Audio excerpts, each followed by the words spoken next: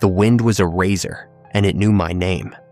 Or maybe that was just the sound of it shearing over the summit ridge, a constant, grieving howl that started in the bones of the mountains and ended in mine. I pulled the government-issue Ford Ranger into the gravel lot of the Denali National Park patrol cabin, a low, dark shape huddled against a wall of spruce. My hands were still on the wheel, numb inside my gloves. The truck's digital clock read 3:07 p.m., but the light was already failing, a deep blue seeping up from the valleys. I was 2 hours late. The plane from Fairbanks had been delayed by ice fog. The rental Jeep had a flat 40 miles back on the park's highway, and by the time I'd gotten the park service truck, the short winter day was bleeding out. I was here for the money. Simple as that. 6 months of winter isolation, of 8-day shifts in this outpost, of patrols into the backcountry, so empty they felt like a different planet. The salary was double what I'd made as a seasonal ranger in the Tetons. The hazard pay bump for the winter assignment was another 50% on top of that. It would clear my debt. The medical bills from my mother's final year, a quiet, sucking debt that had followed me from state to state, season to season, would be gone. All I had to do was last the winter, follow the procedures, do the job. The cabin door opened before I could knock, spilling a wedge of yellow light onto the packed snow. A man stood silhouetted, not tall, but broad, built like a stump. He didn't speak, just stepped back to let me in. The heat hit me first, a dry wood stove blast that made my face sting. Then the smell, pine sap, wool, coffee, and underneath it all, the faint, metallic tang of kerosene. I shuffled in, dragging my duffel. "Catherine," the man said. It wasn't a question. His voice was gravel in a can. "Kate," I corrected, pulling off my hat. "Sorry I'm late. The plane..." He waved a hand, cutting me off. He was older than I'd expected, maybe late 50s, with a face that looked like it had been left out in the weather for a few decades. His eyes were the pale blue of old ice. His name tag read J. Miller. "Miller," I said, nodding. "Your predecessor left at dawn on the supply chopper," he said, ignoring the pleasantry. "Shift change is 1,600 hours. You're behind. Locker is there."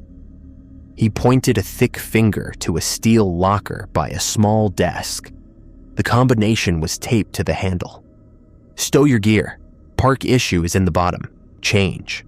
You have 7 minutes." He turned and walked to a large topographic map pinned to the wall, his back to me. The dismissal was absolute. I moved fast. The locker opened with a screech. Inside, hanging on a hook, was a full set of extreme cold weather gear. A heavy parka with a fur ruff, insulated overpants, thick felt pack boots. On the shelf was a radio, a heavy-duty GPS unit, a headlamp, and a leather binder. I shucked my travel clothes, the cold of the cabin already seeping through the stove's heat, and pulled on the uniform. It fit well enough. The boots were a half size too big. I'd need an extra sock layer. "Time," Miller said, not turning around. "Ready." He finally looked at me, his gaze sweeping up and down, assessing. He grunted, which I took as approval. "Sit." I took the chair at the desk. He remained standing, looming between me and the warmth of the stove. "You have summer experience. This is not summer. Dark is 22 hours a day. Cold will kill you in 30 minutes if you're unprepared. The animals are desperate. Your primary function from November to April is not visitor assistance. It is boundary integrity and self-preservation." He spoke in a flat, rehearsed monotone. This was a briefing he'd given before. "You will patrol the eastern sector from the Teclanica River to Highway Pass, twice daily, weather permitting. Morning patrol commences at precisely 8 a.m., evening patrol at 3 p.m. Each patrol must be completed in under 3 hours. If you cannot return in 3 hours, you will shelter at one of the 2-way cabins. Their locations are on your map. Do not attempt to push through a whiteout. Do not deviate from your prescribed route. Ever. I nodded, pulling the leather binder into my lap. It was cool and heavy. "Your Bible," Miller said, nodding at it. "Read it, memorize it.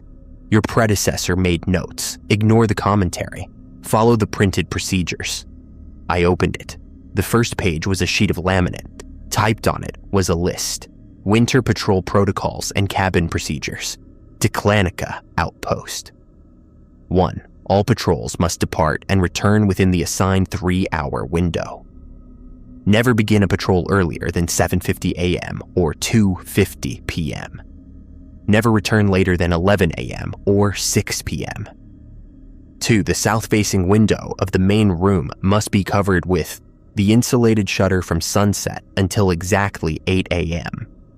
At 8 a.m., the shutter must be removed and stored beside the door. 3. The propane-powered generator runs from 5 p.m. to 10 p.m. daily. It must not be started earlier or run later. The backup hand crank radio is to be used for all communications after 10 p.m. 4. Radio checks are conducted with central dispatch on Channel 4 at the top of every even-numbered hour. If you do not receive a response after 3 attempts, switch to Channel 2, state your call sign and location once, then return to Channel 4 and resume routine checks. 5. Do not acknowledge or respond to any radio transmission that uses yesterday's weather code phrase. The daily code phrase is issued by dispatch at 7 a.m. 6. The tree line behind the cabin is the absolute boundary. Do not enter the spruce tree stand for any reason between the hours of 4 p.m.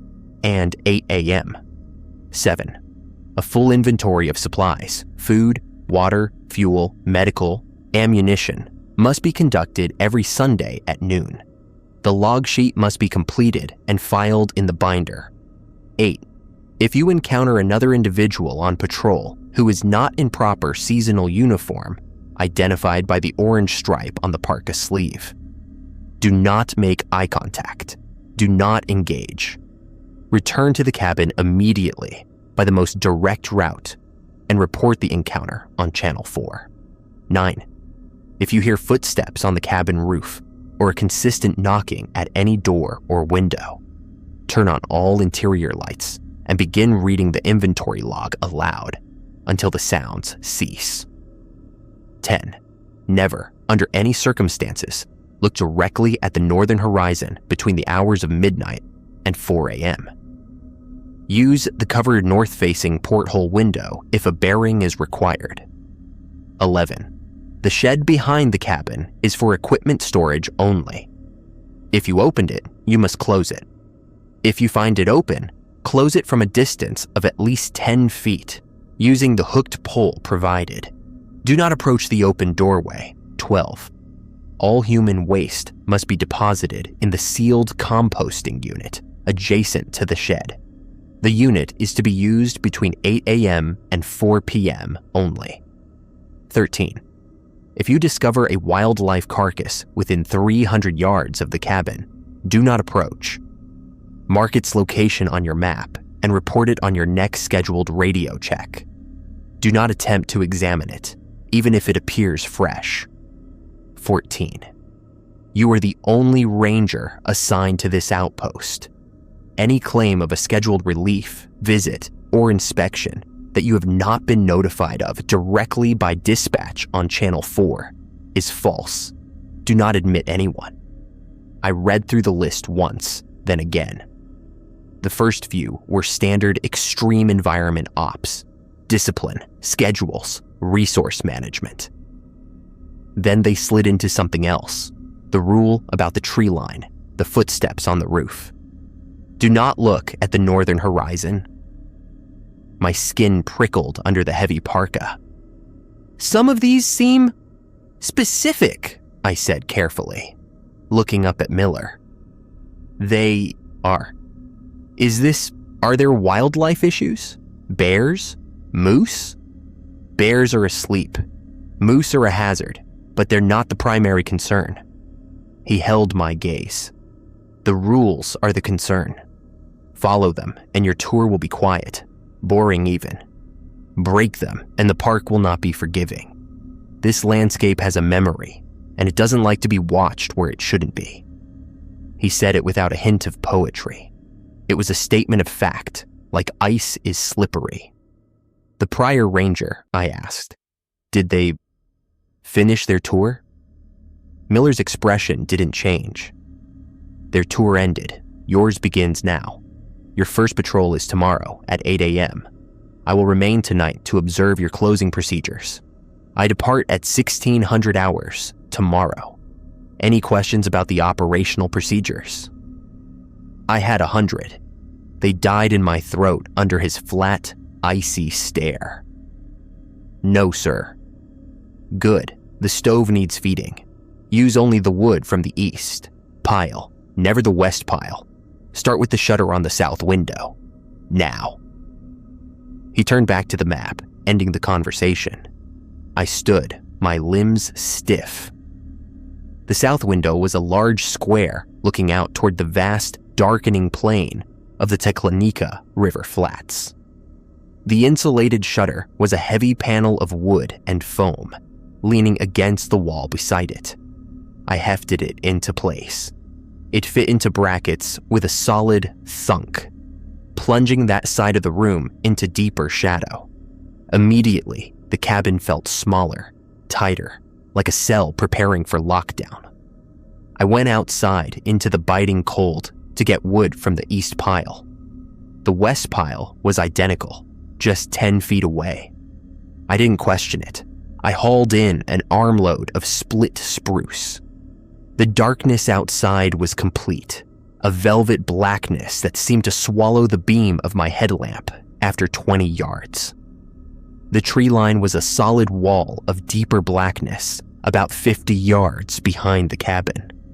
I found myself counting the steps back to the door. 23. Inside, Miller had made coffee. He handed me a chipped enamel mug without a word. We sat in silence for a long time, the only sounds the crackle of the fire and the endless wind.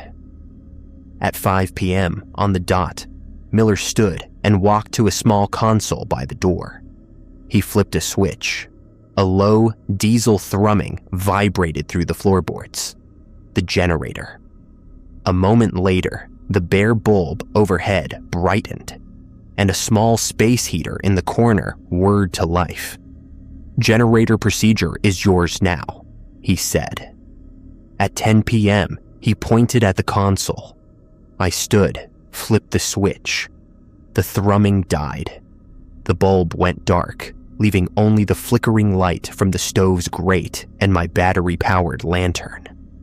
The silence that followed was immense, broken only by the wind.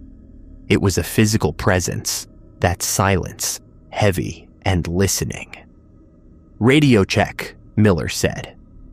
I picked up the hand crank radio from the desk. Its frequency dial was lit by a soft, green glow. I turned to channel 4, pressed the transmit button. Teclanica, outpost to central dispatch.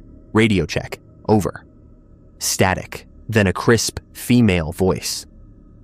Central dispatch, reads you 5x5, Teclanica. Code phrase is whisperjet. Acknowledge. Acknowledged. Whisperjet. Teclanica out. Miller gave a single nod. Remember the code. Yesterday's was Northern Pike. If you hear Northern Pike or any other outdated phrase, you follow Rule 5. Ignore it. Do not acknowledge. It's a test. Fail it, and you open a channel to something that likes to talk. He didn't elaborate. At midnight, he pointed to the north wall. There was a small, round porthole window about the diameter of a dinner plate, covered by a solid metal cap secured with a latch. Rule 10 is now in effect. You need a bearing. You use the periscope. He walked to the window, unlatched the metal cap. Behind it was not glass, but a mirrored surface set at a 45-degree angle. A simple periscope looking straight up at the sky. You could see stars, get a celestial bearing, but you couldn't look directly north across the landscape. "What's out there?" I asked, the question escaping before I could stop it. Miller latched the cap shut again. "Nothing you want to see looking back. Go to sleep. Your cot is there. I'll take the watch." I didn't argue. The cot was narrow and hard, tucked into a small alcove. I lay down in my clothes, the parka draped over me like a lead blanket. Exhaustion pulled at me, but sleep was a distant country. I listened to the wind. I listened to Miller's slow, steady breathing as he sat in the chair by the stove. I listened to the absolute nothing else. Then at some deep hour, I heard the footsteps. They were on the roof. A slow, deliberate thump. Thump. Thump. Crossing from one side to the other. The cadence was all wrong for an animal. Too even. Too heavy. A memory of Miller's rule flashed in my mind. Rule 9. I started to push myself up. Miller's voice cut through the dark, low and firm. "Lights. Log." I fumbled for my headlamp, switched it on, bathing the alcove in stark white light. I saw Miller at the desk, turning on a powerful lantern. He already had the inventory log binder open. He began to read, his voice a dull, steady drone.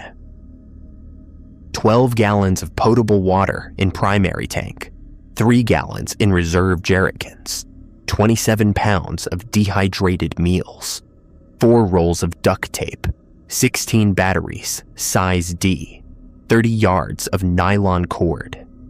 The footsteps stopped. They stopped right above my alcove. I held my breath. Miller kept reading, his finger moving down the list. 1 flare gun with 6 cartridges, 1 medical kit, seal intact, 1 snow shovel, 1 ice axe.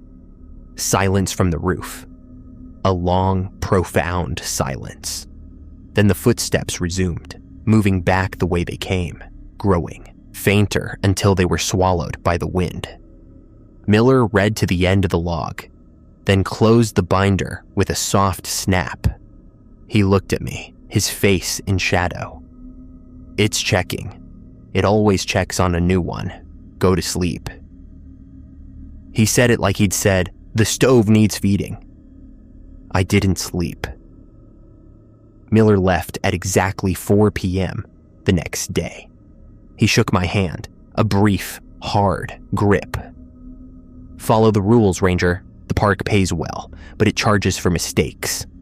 He climbed into a waiting snow machine and vanished into the swirling snow of the gathering dusk, leaving me utterly alone. The weight of the isolation settled on me like the shutter on the window. I went through the procedures like a liturgy. At 5 p.m., generator on. At 10 p.m., generator off. Radio checks on the even hours. I uncovered the south window at 8 a.m. to a world of blinding white and endless gray sky. I covered it at 4 p.m. as the last light bled away. My first solo patrol was a baptism of cold. The snow machine, an old Ski-Doo Tundra, started on the 3rd pull. The route was marked on my GPS with a bright red line. I was not to deviate. The world was reduced to a monochrome palette. White ground, gray sky, black spruce. The mountains were distant, shrouded ghosts. I saw ravens, their calls like cracking ice. I saw the tracks of a fox, a neat line of punctures in the snow. Nothing else. I returned in 2 hours and 48 minutes, my face a frozen mask. It felt absurdly normal, Just a brutally cold job in a beautiful, deadly place. The second day was the same, and the third. On the fourth day, during the evening patrol near Highway Pass, I saw the moose. It was a giant bull standing in a copse of willow, stripping bark. Its coat was shaggy and dark. I cut my engine 100 yards away, respecting the distance. It was a magnificent, peaceful sight. Then it turned its head. It was looking at me. That in itself wasn't strange. But its eyes, they didn't reflect my headlamp beam. They were matte, dark pools. And as I watched, it took a step, then another. Its movements were stiff, almost mechanical. It walked directly sideways for 10 feet, its legs crossing over one another in a way that made my stomach lurch, before it turned and vanished into the thicker willows, moving with that same unnerving lateral gait. Not a trot, not a walk, a shuffle. My gloved hand was on the throttle, ready to flee, but no rule covered this. It was an animal moving wrong. A camouflage warning, my brain supplied, thinking of the list. But it hadn't been wearing a uniform. It was just a moose, a strange, wrong moose. I forced myself to breathe, to count. I waited 5 full minutes. I saw no further movement. I started the snow machine and followed my red line home, my neck prickling the entire way. That night, the sounds were different, not footsteps, a scratching. A long, slow drag, like something heavy being pulled along the outside log wall, past the south window. I was at the desk, doing paperwork. I froze, my pen hovering over the form. The sound stopped directly outside. I could hear my own heartbeat in my ears. Rule 9 was for footsteps and knocking. This was neither. The scratching started again, moving toward the door. Then it stopped. Silence. Then a single solid thump against the door. Not a knock. An impact. I stood up. My legs were weak. The lantern light seemed feeble. I looked at the door. It was a solid slab of wood, reinforced with steel bands. The bolt was a thick piece of steel thrown into a heavy bracket. Another thump. Harder. The door shivered in its frame. My training screamed at me to barricade it, to get my rifle. But the rule said lights, and the log. Was this close enough to knocking? It wasn't a pattern. It was just impacts. A third thump. A fine dust of snow sifted from the doorframe. I made a decision. I lunged for the main light switch, flipping it on. The generator was off, but the battery-powered overheads blazed to life. I snatched the inventory binder from the desk, my hands shaking. I opened it and began to read, my voice too high, too fast. 12 gallons of potable water in primary tank, 3 gallons in reserve jerrycans, 27 pounds of dehydrated meals, 4 rolls of duct tape. I read through the duct tape, the cord, the batteries. The thumping had stopped. I kept reading, forcing my voice to slow, to emulate Miller's drone. 1 flare gun with 6 cartridges. 1 medical kit, seal intact. I read to the end. The silence was absolute. I stood there for another 10 minutes, the binder clutched to my chest, listening. Nothing but the wind. I had followed the spirit of the rule, if not the letter. It had worked. A shaky triumph buzzed in my veins. I was learning. A week bled into the next. The sun became a memory, a faint blush on the southern horizon at noon. The cold deepened, settling into the -30s and 40s. My world shrank to the cabin, the patrol route, and the rules. They became my architecture. The timed rituals were the pillars that held the night at bay. I found a rhythm. The fear became a background hum, like the generator. Then, on a Sunday, during my mandated noon inventory, I found the first discrepancy. I was in the shed, using the 10-foot hooked pole to swing the door fully open from a safe, distance as per Rule 11. The interior was a jumble of spare parts, tools, and emergency gear. I was counting fuel cans for the snow machine. The log sheet from last week, initialed by my predecessor, listed 8. I counted 7. I frowned. I counted again, moving the beam of my headlamp carefully. 7 green jerrycans, neatly lined up, no empty space for an 8th. Maybe my predecessor had used one and forgot to log it. But the inventory was supposed to be sacrosanct. I noted the discrepancy on my new log sheet. 7 fuel cans present, log shows. 8, variance 1. I finished the inventory, my mind nagging at the missing fuel. A simple error, most likely. But in this place of absolute procedure, it felt like a crack in the foundation. That evening, during the 10 p.m. radio check on Channel 4, the static was thicker than usual. Teclonica to Central, radio check, over. The static hissed and popped. Then a voice, faint and distorted, buried in the white noise. Read, Northern Pike. Repeat, Northern Pike. Over. My blood went cold. Northern Pike, yesterday's code phrase. Rule 5 flashed in my mind, bright and urgent. Do not acknowledge. I pressed the transmit button, my fingers stiff.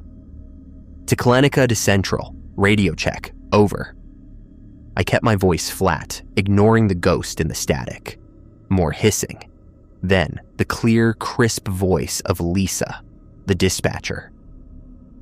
Central reads you 5 by 5, Teclonica. Code phrase is Whisperjet, acknowledge. Acknowledged. Whisperjet, Teclonica out. I set the radio down. My heart was hammering. It had been a test. I'd passed. But the voice using the old code had sounded so real, so close. For a fraction of a second, I'd almost responded. The temptation to answer, to correct it, to make contact with another human voice in the void, had been a physical pull. That night, I dreamed of the moose. It was standing outside the south window, but the shutter was off. It looked in with those matte, non-reflective eyes. And then it began to walk, not sideways this time, but in a perfect silent circle around the cabin. Around and around. I woke with a start, my mouth dry. The wind was howling. And underneath it, I thought I heard the faint, regular crunch of footsteps in the snow. Circling.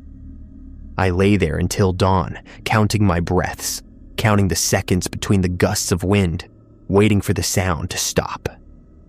It didn't stop until the first gray light touched the covered porthole window. The next afternoon, during my patrol, I found the carcass. It was a caribou, about 250 yards from the cabin, just off the trail I used to check the perimeter. It lay on its side in a shallow depression.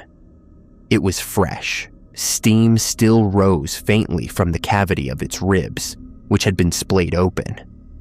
The meat was gone, but the hide, the head, and the legs were intact. No signs of predators.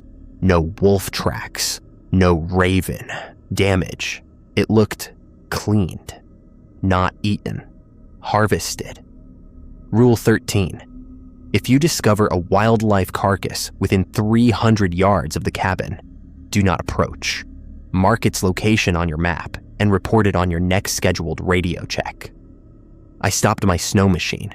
The red line on my GPS went straight past this point. The carcass was 10 yards off the trail. I pulled out my map and a pencil, my hands clumsy with cold. I marked a small X. I would report it at the 4 p.m. check. As I went to put the map away, something caught my eye. A flicker of movement near the tree line, 100 yards beyond the carcass. I squinted. A figure, dressed in dark winter gear, standing at the very edge of the black spruce. It was too far to see details, but the posture was wrong. It stood perfectly still, arms at its sides, facing me. My first stupid human instinct was to wave, to make contact. I crushed it. Rule 8. If you encounter another individual on patrol who is not in proper seasonal uniform, do not engage. Return to the cabin immediately. I couldn't see an orange stripe on the sleeve. The distance was too great, but no one should be out here. No one. Dispatch had given no notification. Rule 14 echoed. You are the only ranger. The figure didn't move. It just watched. I throttled the snow machine, turning it back toward the cabin. I followed my red line, but I pushed the speed, my eyes glued to the trail ahead, refusing to look back. The feeling of being watched clung to me like frost. At 4 p.m., my voice was tight as I made the radio call. Tiklanka to Central, routine check. Also, report one fresh caribou carcass. Approximate location grid, 7-bed a fiver, 250 yards south-southeast of cabin. No visible predator sign. Over. Lisa's voice came back after a pause. Acknowledged Tiklanka. Carcass noted. Continue patrol avoidance of that sector. No further action required. Copy. Also, possible visual on an unidentified individual near the tree line adjacent to the carcass location. Could not confirm uniform. Over. The silence from the radio stretched. 5 seconds. 10. Tiklanka, confirm. Unidentified individual. Did you engage? Negative. Return to cabin per protocol. Another pause. Acknowledged. Stand by for amendment to protocols. 10 minutes later, the radio crackled again on Channel 4. Tiklanka, Central. Receive amendment list. Log it. I grabbed a pen and a fresh sheet of paper. Amendment 1. Rule 8 is expanded. If an unidentified individual is observed, regardless of perceived uniform, do not acknowledge. Immediately cease all patrol activity and return to cabin. Initiate a quiet hour. See Amendment 2. Amendment 2. A quiet hour is to be observed following any sighting or unexplained auditory event. For 1 full hour following the event, all radio silence protocols are, in effect, do not transmit, do not respond to any radio call, even from Central, unless it is preceded by 3 rapid clicks, a 2-second pause, and then the correct code phrase spoken twice. Amendment 3. The perimeter check, previously visual, only from the cabin door at dawn and dusk, is now a measured walk. Walk exactly 50 paces from the front door along the north-south axis. Count your steps aloud. Look only at the ground directly before you. Do not look toward the tree line. After 50 paces, turn around and walk 50 paces back to the door, counting aloud. If your count is off by more than 2 steps, or if you hear your steps echoed by a second set not your own, proceed directly to Amendment 4. Amendment 4. If a discrepancy is noted during the measured walk, enter the cabin, lock the door, and cover all windows, including the north porthole. Turn off all lights. Sit in the center of the main room with your back to the stove. Hold the flare gun in, your dominant hand. Do not move or make a sound for 30 minutes. After 30 minutes, you may resume normal procedures. Amendment 5. The inventory is now a daily requirement, conducted at 8 p.m. Pay specific attention to consumable counts. Any discrepancy, no matter how small, is to be logged and reported on your next scheduled radio check after the quiet hour. Do not report it early. Amendment 6. If you hear a voice calling your name from outside, you will ignore it. If you hear a voice calling your name from inside the cabin, You will immediately state your employee number and the current date and time allowed. Then cover your ears and hum until the voice ceases. I wrote it all down, my handwriting growing progressively shakier. The amendments weren't just additions, they were a tightening of the noose. The park was raising its defenses because I'd seen something. Teklanica, do you copy amendments? I keyed the mic. Copied, logged. Acknowledge quiet hour now in effect until 1700 hours. Central out. The radio went silent. I looked at the clock. It was 4:14 p.m. I had 46 minutes of mandated silence. I sat at the desk in the growing dark and listened. The wind, the creak of the cabin timbers, my own breathing, and underneath it, a new sound I hadn't noticed before. A faint, almost subaudible drip, drip, drip coming from the corner near the stovepipe. I checked. There was no moisture. The sound persisted in my ears. At 5 p.m., the quiet hour ended. I felt like I'd been holding my breath the whole time. I performed the new measured walk as twilight fell. 50 paces out, my voice a low monotone in the vast silence. 1, 2, 3. The snow squeaked under my boots. I kept my eyes on my feet, on the circle of light from my headlamp. The black mass of the tree line was a peripheral menace. 48, 49, 50. I stopped. The cold was a vice on my lungs. I turned. 1, 2, 3. I walked back, my count matching perfectly. No extra footsteps. A small, shaky victory. That night, the voice came. I was topping up the stove at around 1 a.m. The firelight threw jittering shadows on the walls. The wind had died to a whisper. Kate. It was clear. It came from the corner of the room, near the sealed north wall. A woman's voice. It sounded like my mother. Not as she was at the end, frail and thin, but as she was when I was a child. Warm, concerned. My heart seized. My head snapped toward the sound. Nothing but shadows. Catherine, honey, you must be so cold. Rule 6 of the amendments. If you hear a voice calling your name from inside the cabin, the voice was so real. It held a lifetime of memory in its tone. A part of me, starved for that sound, yearned to answer. To say, Mom? I clenched my jaw. I spoke loudly, my voice harsh in the quiet. Employee 4792. Date is December 18th. Time is approximately 1:04 a.m. Don't be silly, sweetheart. It's me. I came to see you. I'm worried about you all alone out here. Tears sprang to my eyes, hot and immediate. It was a cruel, perfect mimicry. It knew my deepest pull. Employee 44792. Date is December 18th. Time is approximately 1:05 a.m. I slapped my hands over my ears and began to hum tunelessly, forcefully. I hummed the Star-Spangled Banner, the only thing that came to mind. I felt the vibration in my skull, blocking all else. I hummed until my throat was raw. I don't know how long it went on. When I finally, cautiously lowered my hands, the cabin was silent. Only the crackle of the fire.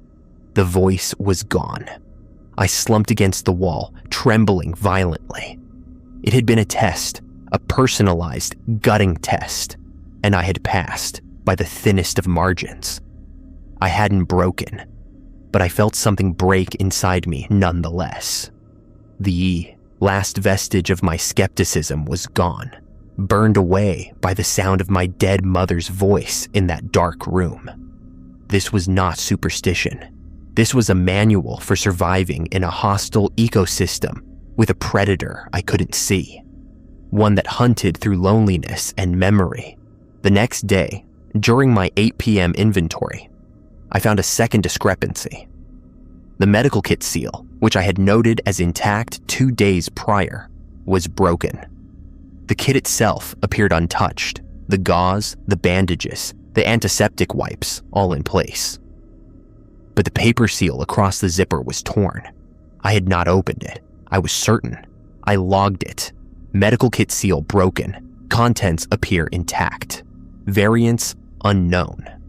The following evening, the generator failed. It sputtered at 8:50 p.m., coughed black smoke, and died. The lights went out. The electric heater fell silent. The sudden quiet was deafening. The cabin was plunged into darkness, save for the glow of the stove. I had procedures for this. In the binder, under emergency and maintenance. I got my lantern, I put on my parka, and went outside to the generator shed. The cold was a physical blow. My breath plumed in the lantern light. I checked the fuel, full. I checked the oil. Good. I checked the air filter. Clear. I tried the pull cord. It resisted, then moved sluggishly. The engine didn't even sputter. The cold had seized something. This was a mechanical failure, not a rule failure.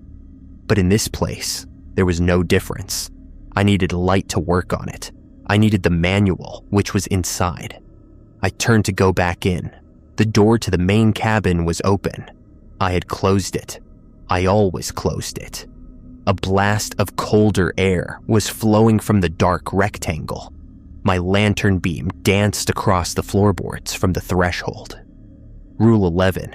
If you find it open, close it from a distance of at least 10 feet using the hooked pole. But the hooked pole was in the equipment shed, and my tools, the manual, my spare batteries. Everything was inside the now open cabin. An open threshold was a vulnerability. The rules were clear, but so was the cold. It was chewing through my layers. I needed to fix the generator, or I'd lose all heat by morning. The stove alone wouldn't hold back a 40 below night. I made a choice, a calculated risk. I would be fast. I approached the door, my heart a drum against my ribs. 5 feet. 3. I shone the beam inside. Nothing moved. The room was as I left it, illuminated in a pool of shaky light. I stepped across the threshold. The silence inside was different, thicker. The familiar smells of wood smoke and coffee were gone, replaced by a dry, earthy scent, like an old root cellar. I grabbed the generator manual from the shelf, a box of tools from under the cot, a fresh lantern battery. I moved quickly, my boots loud on the floorboards. I turned to leave. The door swung shut, not slammed. It closed smoothly, silently, as if on well-oiled hinges. The latch clicked into place. I was locked in. No, I was locked in with it. Whatever it was. Panic, pure and electric, shot through me. I dropped the manual and tools. I lunged for the door, grabbing the handle. It turned freely. I pulled. The door didn't budge. It was as if it had been welded to the frame from the outside. Rule 9. Lights and the log. I stumbled to the desk, fumbling for the light switch. The battery-powered overheads came on, bleaching the room. I snatched the binder, flipping to the inventory page. My voice was a ragged shriek. 12 gallons of potable water in primary tank, 3 gallons in reserve, 27 pounds of dehydrated meals. I read on, rushing through the numbers, my eyes darting around the room. The shadows in the corners seemed to solidify. The earthy smell grew stronger. 4 rolls of duct tape, 16 batteries, size D, 30 yards of nylon cord. As I shouted, nylon cord, the north porthole cover rattled, not from wind, from the inside. The latch was shaking, as if something was trying to get in through the periscope. I kept reading, my voice breaking. 1 flare gun with 6 cartridges, 1 medical kit, seal broken, 1 snow shovel, 1 ice axe. The latch on the porthole flew open with a sharp ping. The metal cap swung down, dangling. The periscope mirror was a dark oval, and from that dark oval, a slow, viscous drip of something black and syrupy began to ooze, running down the log wall. It didn't look like liquid. It looked like a shadow given weight. I wanted to run, to hide, but the rule said read until the sounds cease. The sound was the dripping. I had to keep reading. I reached the end of the inventory. The dripping continued, forming a small, impossibly dark puddle on the floor. I started reading again from the top. 12 gallons of potable water. On my second pass through the duct tape, the dripping stopped. The puddle on the floor remained, a stain of pure black that seemed to drink the light. The open porthole yawned like a blind eye. I stood, panting, the binder clutched in whitened fists. The door was still shut. The cabin was still, frozen in this new, wrong configuration. 3 amendments. The siege had begun. I needed the emergency protocols. I flipped frantically through the binder, past the core rules, past the amendments. At the very back, on a sheet of red paper, I found them. Emergency protocols, active during prolonged power loss, structural breach, or siege conditions. Chapter 1. Light discipline. All available light sources are to be arranged in a circle with a diameter of no more than 8 feet in the center of the main room. The stove must be at the circle's edge. You must remain within this circle. Do not let your shadow fall outside the circle of light. 2. Sound masking. Continuous, monotonous human sound must be maintained. Reading the inventory log counts. If you cannot speak, tap a consistent, complex rhythm with a tool on a metal surface. The sound must not be a simple repetition.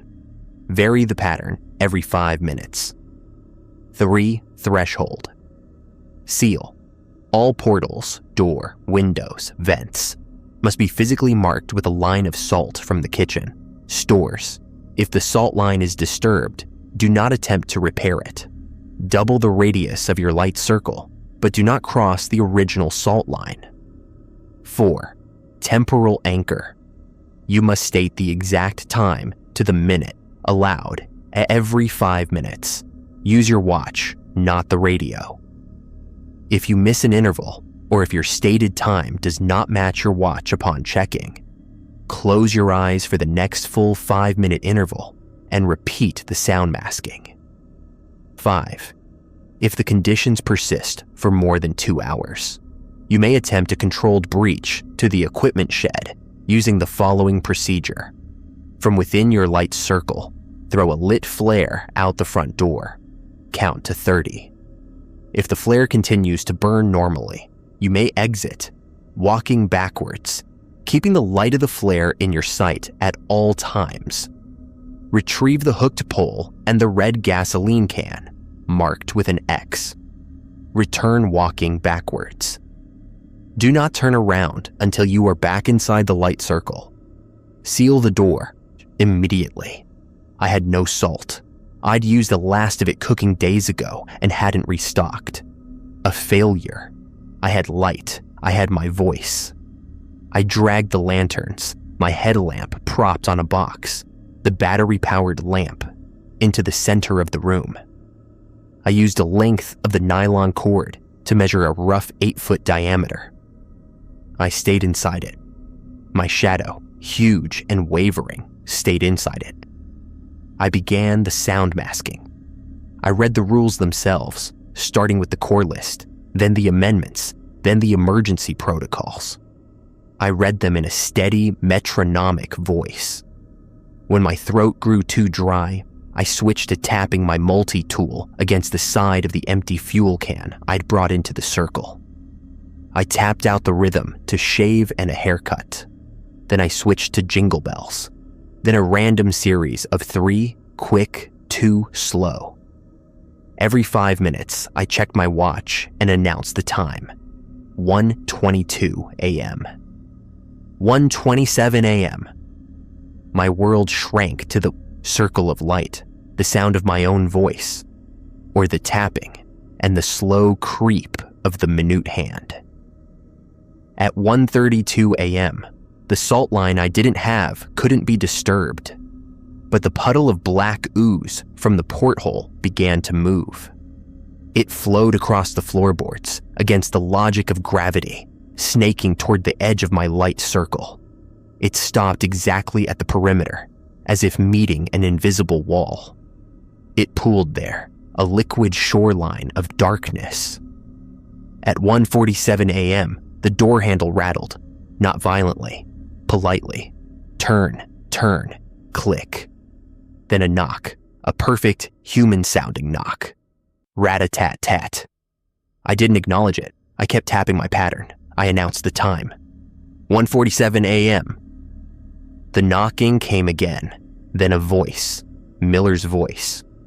"Ranger, you in there? Generator's looking rough. Heard it conk out from the ridge. Came to check. Open up." It was perfect. The gravelly tone, the flat delivery. The temptation was immense. Miller, safety, knowledge, another human being. But Miller was gone. Rule 14. No scheduled relief. I closed my eyes. I had spoken the time. The knocking and the voice were a discrepancy.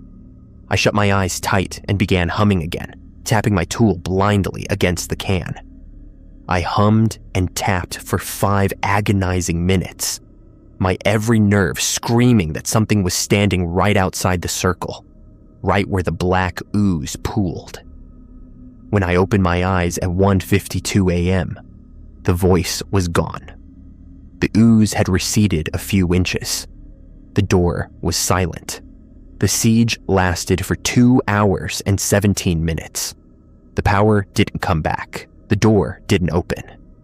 But the active phenomena, the ooze, the knocking, the voices, gradually subsided, as if bored or frustrated by my rigid compliance. The final test came just before dawn. At 4:58 a.m., in the dead quiet, I heard my own voice. It came from the stovepipe, a soft, whispered echo of the time, announcement I'd made minutes before. 4:53 a.m., it whispered, then 4:53 a.m. It was my voice, but stretched thin, tired. I didn't react. I stated the correct time, 4:58 a.m. The echo whispered, 4:58 a.m., and then it fell silent. At 5:15 a.m., with the first faint gray light glimmering through the cracks in the south shutter, I heard a solid thunk from the door. Not the lock. Something heavy falling against it from the outside. I waited. I announced the time. Nothing else happened. I had to fix the generator. I had to attempt the controlled breach. I prepared the flare gun. I stood at the edge of my light circle, facing the door. I took a deep breath, aimed low, and pulled the trigger. The cabin exploded with red light and a loud pop. The flare shot across the room, hit the door just above the handle, and ricocheted to the floor, rolling in a sizzling, blinding blaze of magnesium. I started counting. 1, 2, 3. The flare burned fiercely, its light drowning out my lanterns, throwing wild, leaping shadows. 28, 29, 30. The flare was still burning, a normal, furious burn. I moved. I edged around the edge of my light circle, stepped over the invisible line where the ooze had been, and approached the door. The flare was at my feet. I kept my eyes on its blinding heart. I reached behind me, fumbled for the door handle, turned it, and pulled. The door opened. Cold, clean air rushed in. I walked backwards, step by careful step, out into the pre-dawn gloom. The world was shades of gray and blue. I could see the generator shed, the equipment shed. I walked backwards, my eyes on the cabin door, on the inferno of the flare just inside. I reached the equipment shed. I fumbled with the latch, got it open. I felt inside for the hooked pole, found it. My groping hand found the gasoline cans. 1, 2. The 7th one had a large X painted in red on its side. I hooked its handle with the pole and dragged it out. I clutched the pole and the can and began my backward walk to the cabin, my heels crunching in the snow. Halfway there, I heard the footsteps. They were behind me, not circling the cabin. In the snow, approaching me from the direction of the tree line. A steady, crunching pace, matching my backward steps, step for step. I didn't turn. I couldn't. Rule 5 of the emergency protocol. Do not turn around until you are back inside the light circle. I kept walking, my eyes locked on the flare-illuminated doorway, now 20 paces away. The footsteps behind me grew closer. 15 paces. I could hear the breath now, a low, rattling sigh that wasn't my own. 10 paces. The sigh was right behind my ear. I could feel a cold spot growing on the back of my neck, a void of heat. 5 paces. I stepped backwards over the threshold, into the blinding red light and heat of the flare. I dragged the gas can and the pole in with me. I turned, slammed the door shut, and threw the bolt. I stood there, heaving, my back against the door. The flare was guttering out. The footsteps outside stopped. I heard them walk away, crunching around the side of the cabin, and fade. I waited until full daylight, until 8 a.m. With the sun as high as it would get, I went out and worked on the generator. The problem was a frozen fuel line. I used the gasoline from the red X can to prime it. It started on the first pull. The lights came back on. The electric heater whirred to life. Normalcy, or its ghost, returned.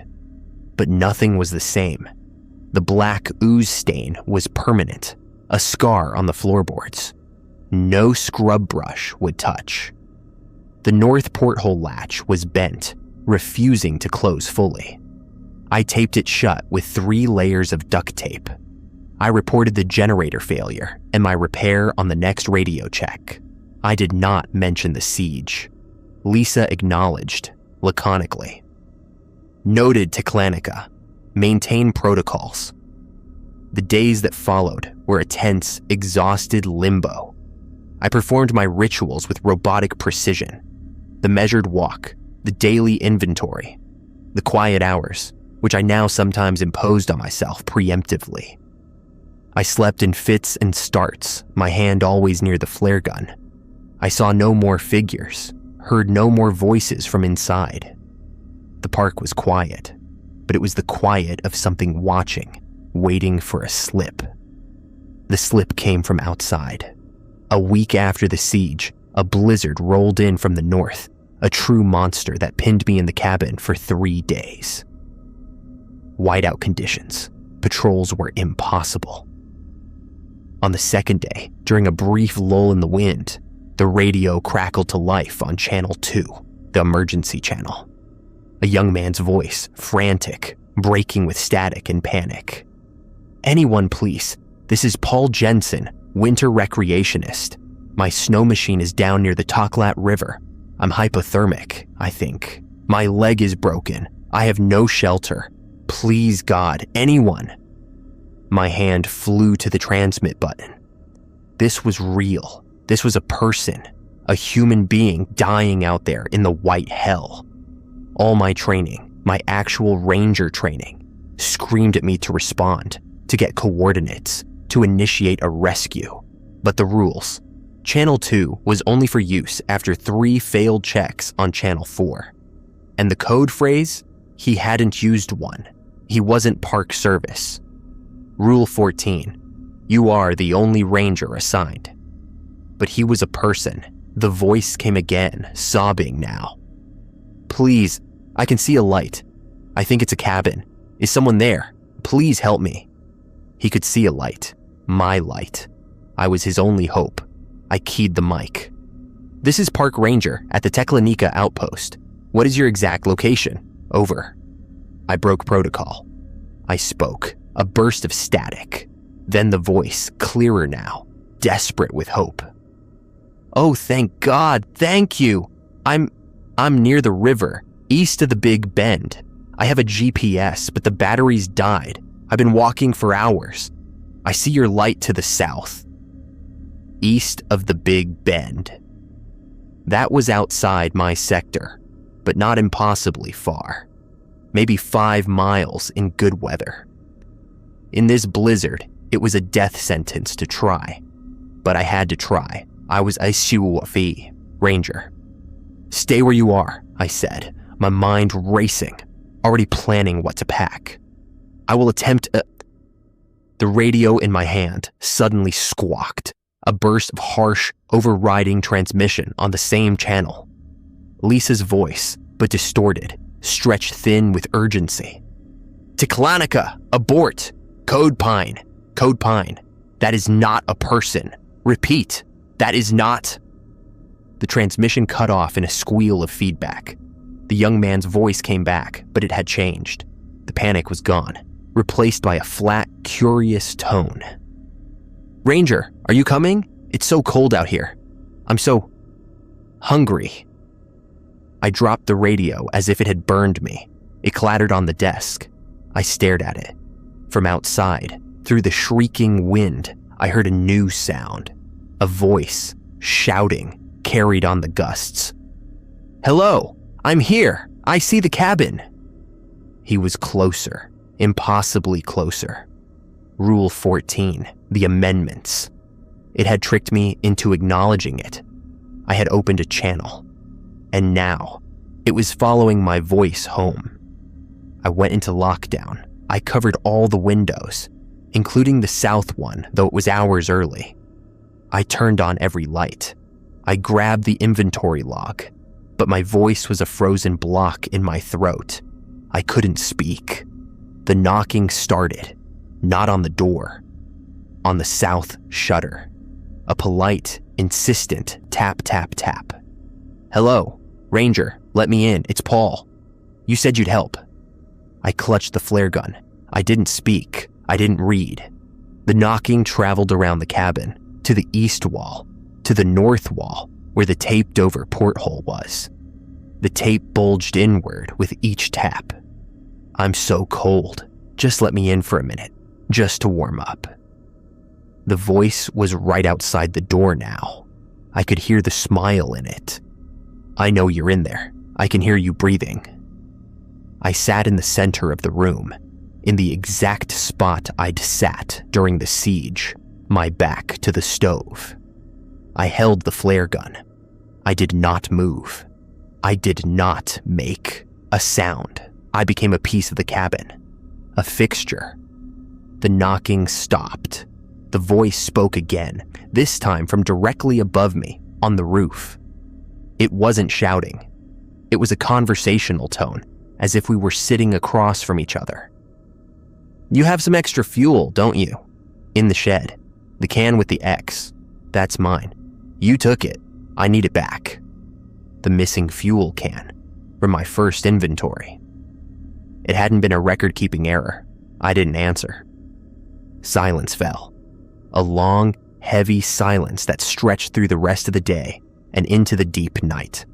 The blizzard raged on, but no more knocks came, no more voices. I didn't sleep. I watched the tape on the north porthole. It held.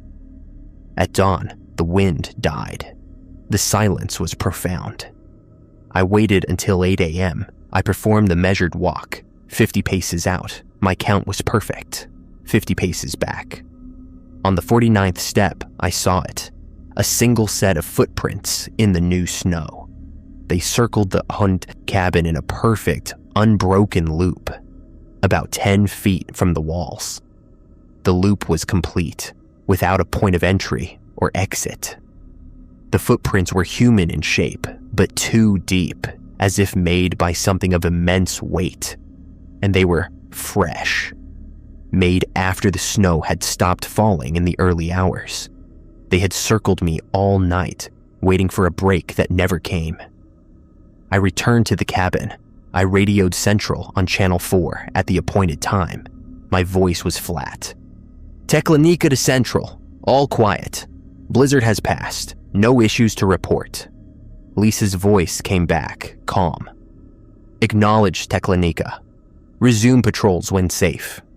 She didn't mention Code Pine. I didn't ask. The rest of my winter passed in a numb, hyper-vigilant rhythm. I followed the rules with a fanatic's devotion. The anomalies became routine, the circling footprints after any significant event. The occasional wrong-numbered knock, the feeling of being watched from the tree line during my measured walks. I no longer felt fear, not in a sharp way. It was a constant, low-grade hum, like the vibration of the generator. It was part of the job. I found more discrepancies in the inventories. A packet of soup missing, a battery drained, a roll of duct tape used. I logged them all. I never saw anything take them. My predecessor's notes in the binder, which I had initially ignored, began to make a grim sense. In the margins, next to Rule 10, they had written, "It stands in the pass. Don't look. It wants you to look." Next to Rule 13, about carcasses, they're not food, they're offerings. Next to the amendments on the quiet hour, it learns your voice. That's why the silence. The final note was on the back cover, written in a shaky hand. It doesn't want to kill you. It wants you to stay. It's lonely. The rules are the only thing that make you not here. Follow them and you remain a ranger. Break them and you become part of the park. My last week arrived. The light was returning, stretching the days by precious minutes. The deep cold was relenting. I conducted my final Sunday inventory with meticulous care. I noted every variance, every scar. The black stain, the bent latch, the depleted supplies. On my final morning, I uncovered the south window at 8 a.m. for the last time. I did my measured walk. I packed my personal gear. I cleaned the cabin, leaving it as I found it, save for the permanent marks. At 3 p.m., the thrum of an approaching snow machine broke the silence. It wasn't Miller. It was a younger woman, her face serious, her parka sporting the orange stripe. My replacement. She cut the engine and walked toward the cabin, her eyes taking in the structure, the shed, the tree line, with the assessing look I now recognized. I met her at the door, not inviting her in. "Kate?" she asked. "That's me. You're early. Shift change is 1600. Wanted to get a head start. I'm Leah." She offered a hand. I shook it. Her grip was firm, her hands cold. "Miller briefed you." "Some. Said to get the specifics from you." I nodded. I handed her the leather binder. "Everything's in there. Read it. Memorize it. Your predecessor made notes. Ignore the commentary. Follow the printed procedures." She took it, hefting its weight. "Right." I pointed to the shed. "Generator fuel is in the green cans. The red can with the X is for emergencies only. Don't use it for routine refills." "Okay." "The tree line is the boundary. Don't cross it between 4 and 8. "Got it." I looked at her. She looked competent, tough, probably here for the money or the solitude, or to outrun something, just like I was. I felt a sudden, unexpected pang, not pity, a kind of grim solidarity. "It's quieter if you follow the rules to the letter," I said, my voice lower. "They're not suggestions. They're structural." She met my gaze, and for a second, I saw a flicker of the unease she was hiding. Structural, right.